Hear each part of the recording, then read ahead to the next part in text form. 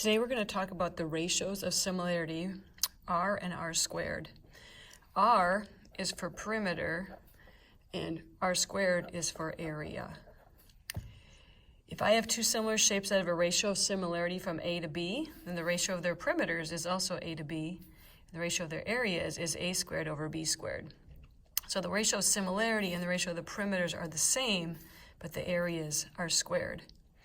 For example, if the ratio of the areas of two shapes is 4 to 49, if we go backwards and find out the ratio of their perimeters, we would take the square root and we'd have 2 to 7. If I'm given the ratio of perimeters, the two shapes is 5 to 9, what's the ratio of their areas? I would be squaring that. So I'd have 25 to 81.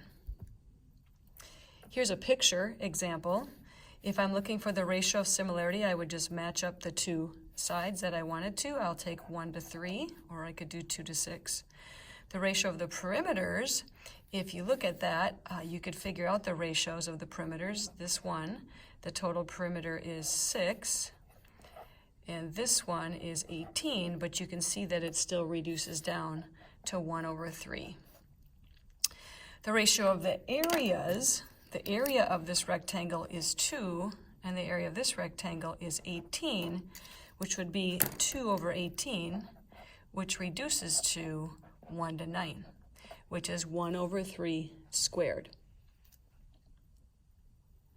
If I want to fill in just these little tables, which you might see in a homework problem, you'll notice that the ratio of similarity and the perimeters are the same. The area would be squared for both of those numbers. If I give the perimeter ratio, the similarity ratio is 3 to 7, and the area ratio is 9 to 49. If I give you the area ratio and I want to go backwards, I need to take the square root, so this would be 6 over 7, and the similarity ratio would be 6 over 7. The similarity ratio here is 2 over 9, because it's the same as the perimeter, and the area is 4 over 81 squared. In another example with pictures, if I have these two triangles that I'm telling you that they are similar, the ratio of similarity is 2 to 5, because those sides match up. If the perimeter of the larger triangle is 32 inches, what is the perimeter of the smaller triangle? Well, we know that the perimeter ratio is the same as the similarity ratio, so I would start out with 2 over 5, and then I'd set up the 32 in the bottom because 32 is the larger, so that has to match up with where the 5 is, and I will put an X.